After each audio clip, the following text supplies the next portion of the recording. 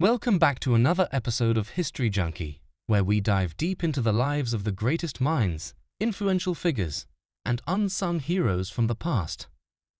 Today, we'll be exploring the fascinating journey of the man who is often referred to as the father of Western philosophy. Enigmatic and controversial, Socrates changed the course of philosophy when his friend Chaerephon sought the oracle at Delphi to find out if there was anyone wiser than Socrates. The intriguing response of none set Socrates on a path that would leave an indelible mark on the world of thought, inspiring some of the greatest minds in history. Join us as we unravel the extraordinary life of Socrates, from his beginnings as a sculptor to his profound influence on philosophy and Western civilization. We'll dive into his daily wanderings in the marketplace, the various philosophical schools his students established, and the often contrasting interpretations of his teachings. From his pursuit of wisdom to his infamous trial and execution, we will retrace the footsteps of this legendary figure and discover why, more than 2 millennia later, his impact can still be felt today. Don't forget to like, comment, and subscribe to our channel for more spellbinding tales from history. And now, without further ado, let's unravel the enigma that is Socrates, the father of Western philosophy. Initially a sculptor, Socrates held various other professions, such as a soldier, before the oracle at Delphi proclaimed him the wisest man on earth. Determined to disprove the oracle, he pursued a new path of questioning those who were deemed wise, inadvertently validating the oracle's claim. Socrates became renowned for his wisdom, as he never professed to have knowledge of great importance.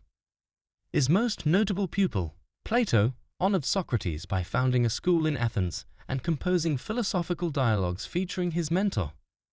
However, the accuracy of these dialogues in depicting Socrates' teachings remains a topic of debate, with a definitive resolution unlikely.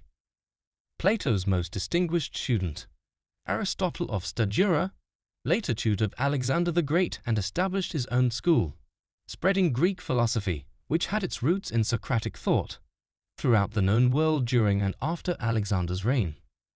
While Socrates' historical existence remains unchallenged, his precise teachings are as enigmatic as the philosophical principles of Pythagoras. Although Socrates is widely credited with founding Western philosophy, our understanding of him primarily stems from Plato's works, with some additional insights provided by another student, Xenophon. The turning point for the man who would become the founder of Western philosophy occurred when his friend Chaerephon sought the wisdom of the renowned oracle at Delphi. He inquired whether anyone was wiser than Socrates, to which the oracle replied, "None." Intrigued and determined to disprove this claim, Socrates embarked on a journey to interview those considered to be wise by themselves and others. Much to his disappointment, he discovered that those with the highest reputations for wisdom were, in fact, significantly lacking, while individuals deemed as ordinary possessed greater intellect.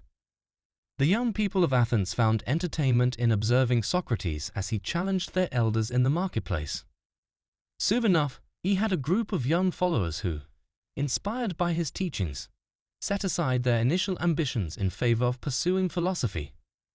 Among these were Antisthenes of Athens, the founder of the Cynic school; Aristippus of Cyrene, who established the Cyrenaic school; Xenophon, whose work would later influence Zeno of Citium, the Stoic school's founder; and most notably, Plato, among many others. Every major philosophical school mentioned by ancient writers after Socrates' death was founded by one of his followers.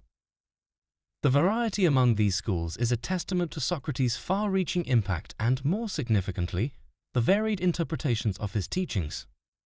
The contrasting philosophical concepts propagated by Antisthenes and Aristippus serve as an example, with the former espousing a good life characterized by self-control and self-denial, while the latter advocating for a life centered around pleasure as the only path worth pursuing.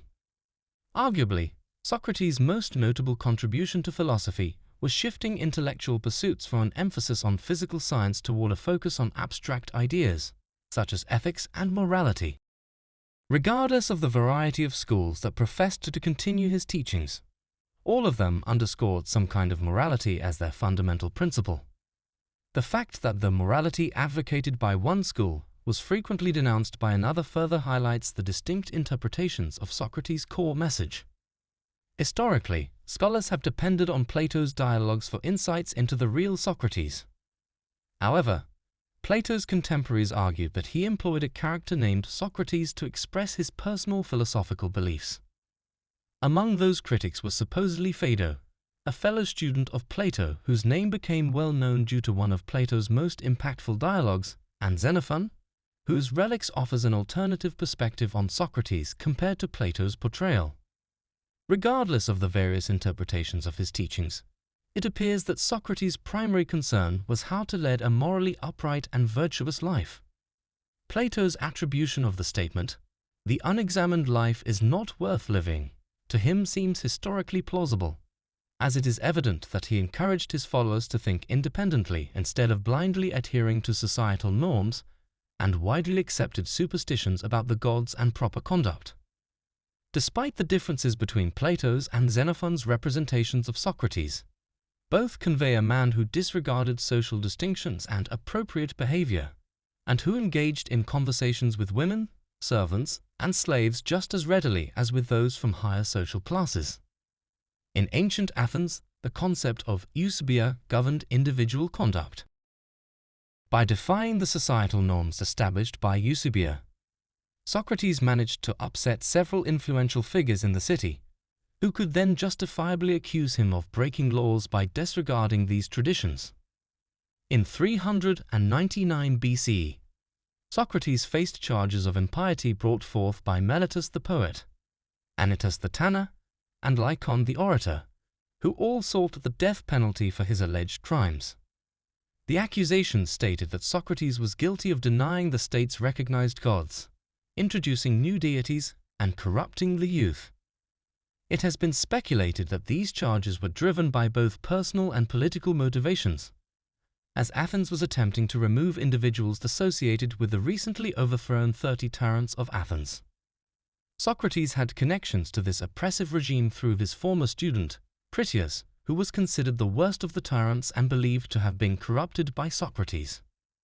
Some theories also suggest that Anytus accused Socrates of corrupting his son, based on interpretations of Plato's dialogue Meno. Anytus reportedly had been preparing his son for a political career until the young man became fascinated with Socrates' teachings and abandoned politics. Even though Socrates' accusers did not use Critias as an example to support their claims in court, the precedent seemed to be known by the jury. Despite advice from his friends and an offer of help from the renowned speechwriter Lysias, Socrates decided to represent himself during the trial. In ancient Athens, there were no lawyers, so people typically hired speechwriters instead. Lysias was a highly sought-after speechwriter who admired Socrates and offered his services pro bono. The court would have expected a defense that portrayed Socrates as a good man wronged by a false accusation, which is what a speechwriter would typically create for a defendant in this situation. Instead of a defense filled with self-justification and pleas for his life, Socrates challenged the Athenian court by asserting his innocence and portraying himself as Athens' gadfly, a generous benefactor who, at his own cost, kept them alert and conscious. In his writings, Plato asserts that the allegations against Socrates were baseless, while also highlighting Socrates' indifference to the jury's emotions and the rules of the court. According to Plato, Socrates refused to hire professional counsel in the form of a speechwriter and did not adhere to the expected demeanor of a defendant facing a capital charge. Socrates, as portrayed by Plato, was unafraid of death.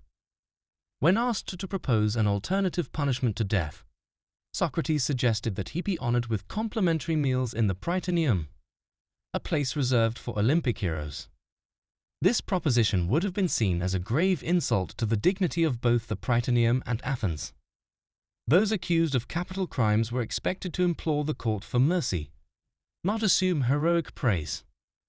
Despite his conviction and subsequent death sentence, Socrates' final days are documented in Plato's Euthyphro, Apology, Crito, and Phaedo, with the latter detailing his last moments surrounded by friends in an Athenian jail cell. Immediately following Socrates' death, his influence became apparent through the actions of his disciples as they formed their own philosophical schools, interpreting his life, teachings, and death while writing about their experiences with their teacher. However, the only surviving accounts of Socrates' life are found in the works of Plato, Xenophon, a comedic portrayal by Aristophanes, and later writings by Aristotle. Though he never penned any writings, his relentless quest and unwavering dedication to the pursuit of truth transformed the world. To this day, his inspiring legacy continues to resonate with individuals across generations. And that, my friends, marks the end of our journey into the life and teachings of Socrates, the founder of Western philosophy. As we have seen, his immeasurable influence transcends his own time and continues to shape the way we think about the fundamental questions of life. Remember to keep discussions in the comments below respectful and thoughtful, so we can follow in the footsteps of Socrates, who valued open inquiry and intellectual engagement. If you enjoyed this video, please hit that like button and share it with your fellow history enthusiasts. Do not forget to subscribe to our channel for more intriguing insights into the past, as we uncover the legacies of influential figures who have shaped human history through their pioneering ideas and actions. As we conclude, let us remember Socrates' timeless words of wisdom. The unexamined life is not worth living. So go, my fellow seekers of knowledge, and continue to question, learn, and grow. Thank you for joining us on this journey through history, and stay tuned for our next adventure.